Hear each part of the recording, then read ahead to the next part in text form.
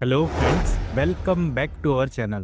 Friends, આજે આપણો જે વિષય છે બહુ જ ઇમ્પોર્ટન્ટ વિષય છે અને આજે હું વાત કરવાનો છું આપ સૌની બહુ જ અગત્યની રિક્વેસ્ટ વિશે. યસ ફ્રેન્ડ્સ, આપમાંથી ઘણા બધા સ્ટુડન્ટ્સે રિક્વેસ્ટ કરી હતી કે કોડ ઓફ સિવિલ પ્રોસિજરના ઓર્ડર્સ બહુ જ અઘરા પડે છે અને એમાંથી જે પ્રશ્નો પૂછાય છે એ આવડતા નથી. તો આજે આપણે કોડ ઓફ સિવિલ પ્રોસિજરના હુકમોમાંથી બહુ જ અગત્યના એમસીક્યુઝની ચર્ચા કરવાના છીએ અને પરીક્ષા હવે બહુ નજીક છે.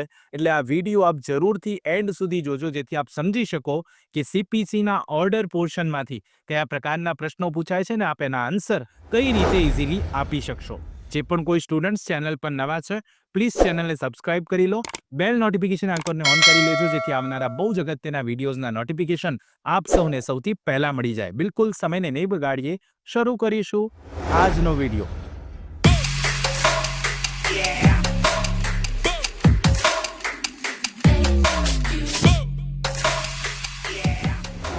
પ્રશ્ન નંબર 1 છે, who does furnish security for cost under order number 25 of the code of civil procedure 1908. Civil procedure કોડના ઓર્ડર નંબર 25 હેઠળ ખર્ચ માટે કોણ સુરક્ષા પ્રદાન, સિક્યોરિટી કોણ આપશે ખર્ચ માટે? ઓપ્શન એ પ્લેન્ટિફ એટલે કે વાદી, ઓપ્શન બી ડિફેન્ડન્ટ એટલે પ્રતિવાદી, ઓપ્શન સી વિટનેસ એટલે સાક્ષી કે ઓપ્શન ડી કો ડિફેન્ડન્ટ સહપ્રતિવાદી. શું આવે સાચો જવાબ?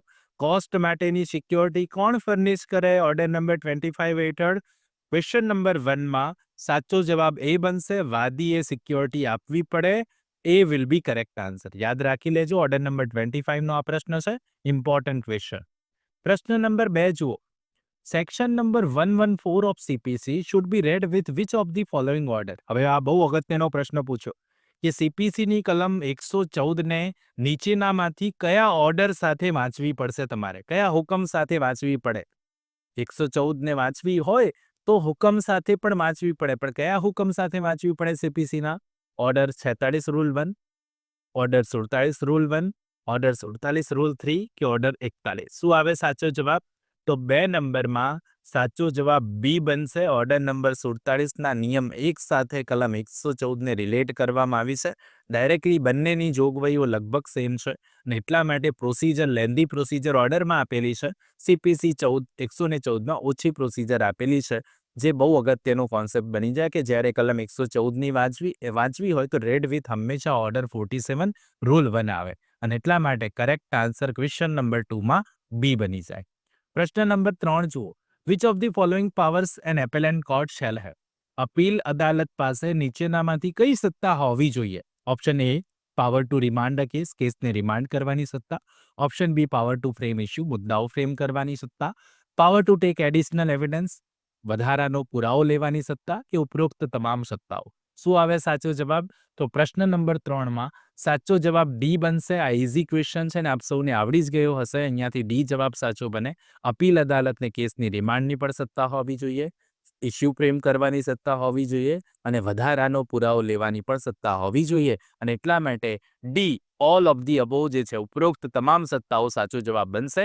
ક્વેશ્ચન નંબર 3 બહુ અગત્યનો ક્વેશ્ચન છે, ખાસ યાદ રાખજો. પ્રશ્ન નંબર 4 જુઓ.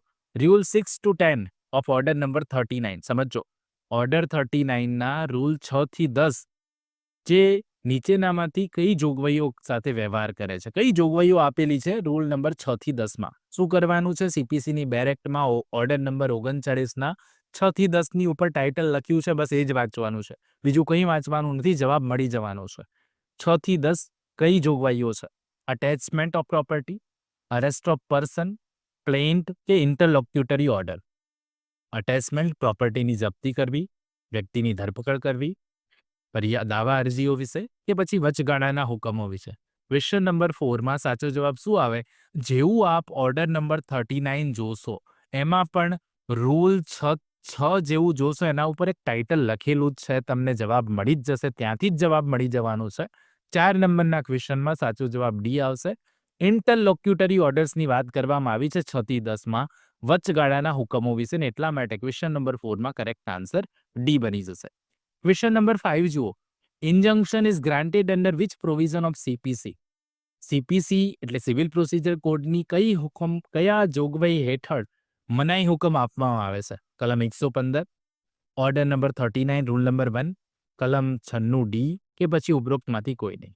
તો તમે જાણો છો અને લગભગ દરેક સ્ટુડન્ટ જાણતા હોય કે મનાઈ હુકમની વાત હોય એટલે ઓર્ડર નંબર 39 સાચો જવાબ આવે અને એટલા માટે અહીંયાથી બી કરેક્ટ આન્સર બનશે. મનાઈ હુકમની વાત હોય તો ઓર્ડર નંબર 39 રૂલ 1 આપણે યાદ રાખી લઈશું. પ્રશ્ન નંબર 6 જુઓ. The order 38 of CPC 1908 deals with which of the following provision? Directly title base question પૂછી લીધો છે. અનુક્રમણિકામાંથી પણ જવાબ બની જાય, તમને આવડી જ જાય કે ઓર્ડર 38 શાનો છે. શું ટાઇટલ છે ઓર્ડર નંબર 38 નું? Interpleader, summary procedure, arrest and attachment before judgment કે પછી ટેમ્પરરી ઇન્જંક્શન? શું આવે સાચો જવાબ? તો બિલકુલ અનુક્રમણિકા જુઓ, જવાબ મળી જવાનો છે. ઓર્ડર નંબર 38 નું ટાઇટલ પૂછ્યું છે. ક્વેશ્ચન નંબર 6 માં કરેક્ટ આન્સર સી બનશે, arrest and attachment before judgement. શું આવે સાચો જવાબ? સી આવી જશે સાચો જવાબ અહીંયાથી. 7 જુઓ. A suit under order number 46 under CPC be based on. હવે જે પ્રશ્ન પૂછ્યો છે બહુ અગત્યનો છે અને 37 ની વાત કરી કે ઓર્ડર નંબર 37 જે છે એ કયા આધારિત દાવો હોઈ શકે? હુંડી, મૌખિક કરાર, કલમ 73 હેઠળ સામાન્ય નુકસાની માટે દાવો કે ઉપરોક્તમાંથી કોઈ નહીં? શું આવે સાચો જવાબ? તો ક્વેશ્ચન નંબર 7 માં ઓર્ડર નંબર 37 ની વાત કરી હોય તો ઓર્ડર 37 વાંચો તો તમને ખબર પડી જ જાય કે જે દાવો કરવાનો છે એ શાના આધાર પર કરી શકાય? Question number 7 correct answer will be A, હુંડી આધારિત કરી શકાય. A will be correct answer. પ્રશ્ન નંબર 8 જુઓ. In connection with a suit by indigent person the suit is deemed to be institute on the date. અહીંયા કહે છે કે ગરીબ વ્યક્તિના સંબંધમાં દાવો કઈ તારીખે દાખલ થયો હોવાનું ગણવામાં આવશે? ઓપ્શન આપ્યો. when the application for leave to sue as a pauper is made, જ્યારે ગરીબ તરીકે દાવો કરવાની રજા પરવાનગી આપવામાં આવી હોય. when such application is admit, જ્યારે આવી અરજી એડમિટ થઈ હોય, જ્યારે આવી અરજી રદ થઈ હોય કે ઉપરોક્તમાંથી કોઈ નહીં. તો હંમેશા યાદ રાખજો, ઇન્ડિજન્ટ પર્સનની વતી દાવો દાખલ કરવામાં આવ્યો છે તો ક્યારે દાવો દાખલ થયો હોવાનું ગણવામાં આવે? તો જ્યારે leave to sue as proper કરવામાં આવે ત્યારે જ. એટલા માટે A will be correct answer. Okay, અહીંયાથી સાચો જવાબ એ બનશે કે જ્યારે પરવાનગી માંગવામાં આવે કે હું ગરીબ છું અને ગરીબ તરીકે દાવો કરવા દો, એ અરજી જ્યારે કરવામાં આવે ત્યારે જ દાવો દાખલ થઈ ગયો એવું ગણવામાં આવશે. ક્વેશ્ચન નંબર 8 માં સાચો જવાબ એ બનશે. પ્રશ્ન નંબર 9 જુઓ. A person who institute a shoot on behalf of a minor is known as. આ બહુ અગત્યનો પ્રશ્ન છે કે સગીર વતી કોઈ વ્યક્તિ દાવો દાખલ કરે તો એને નીચેનામાંથી કયા નામે ઓળખીએ આપણે? રિલેટિવ એટલે કે સંબંધી, ગાર્જિયન એટલે કે વાલી, રિપ્રેઝેન્ટેટિવ એટલે પ્રતિનિધિ કે નેક્સ્ટ ફ્રેન્ડ એટલે ઇષ્ટ મિત્ર? શું આવે સાચો જવાબ? જો કોઈ વ્યક્તિ સગીર વતી દાવો દાખલ કરે તો એને કયા નામે ઓળખીએ છીએ આપણે? ક્વેશ્ચન નંબર 9 માં સાચો જવાબ ડી આવશે અને આપણે ઇષ્ટ મિત્ર તરીકે ઓળખીએ છીએ. ઓકે, તો જે લોકો પ્રેક્ટિસ કરે છે એમને ખબર જ હશે, નેક્સ્ટ ફ્રેન્ડ તરીકે આપણે એને ઓળખીએ છીએ. સનદ માટેની પરીક્ષા એટલે ઓલ ઇન્ડિયા બાર એક્ઝામિનેશન માટે પુનહલ લો હાઉસ દ્વારા બેરેક્સનો નવો સેટ બહાર પાડવામાં આવેલ છે. તમામ બેરેક્સ બાર કાઉન્સિલ ઓફ ઇન્ડિયાની ગાઈડલાઇન્સ મુજબના હોવાથી પરીક્ષા ખંડમાં સાથે રાખી શકાશે અને તમામ બેરેક્સ ગુજરાતી તથા અંગ્રેજી એક સાથે એટલે દ્વિભાષી સ્વરૂપે આવશે. આ સેટમાં આપને બેરેક્સ ઉપરાંત પ્રીવિયસ પેપર સોલ્યુશનની બુક પણ સાથે મળશે. ભવિષ્યમાં વકીલાતમાં તથા સિવિલ જજની પરીક્ષામાં પણ આ જ બુક્સ ખૂબ જ ઉપયોગમાં આવશે. બેરેક્સ કોમ્બો સેટમાં તેમજ છૂટક પણ મળી શકશે તથા વ્યાજબી ડિસ્કાઉન્ટ સાથે ફ્રી હોમ ડિલિવરી પણ કરી આપવામાં આવશે. વધુ માહિતી કે ઓર્ડર કરવા માટે સંપર્ક કરો Punhal law house 9825986757 www.punhalllawhouse.com. 10 number. Complete the sentence. A court can not issue commission. નીચેના વાક્યને પૂર્ણ કરો. કોર્ટ કમિશન જારી કરી શકતી નથી. ક્યારે?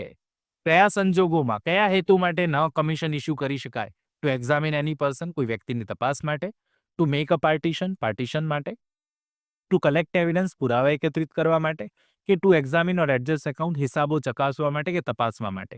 શું આવશે સાચો જવાબ? તો જ્યારે કમિશનની વાત છે તો કમિશન માટે પર્ટિક્યુલર ઓર્ડર આપેલો છે ને એમાં કમિશન કયા હેતુ માટે જારી કરી શકાય, ઇશ્યુ કરી શકાય એની વાતો છે.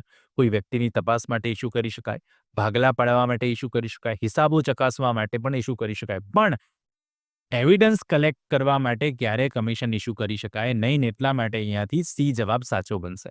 નથી એવો શબ્દ યુઝ થયો છે ને એટલા માટે સી જવાબ સાચો બની જશે. 11 નંબરનો ક્વેશ્ચન જોઈએ.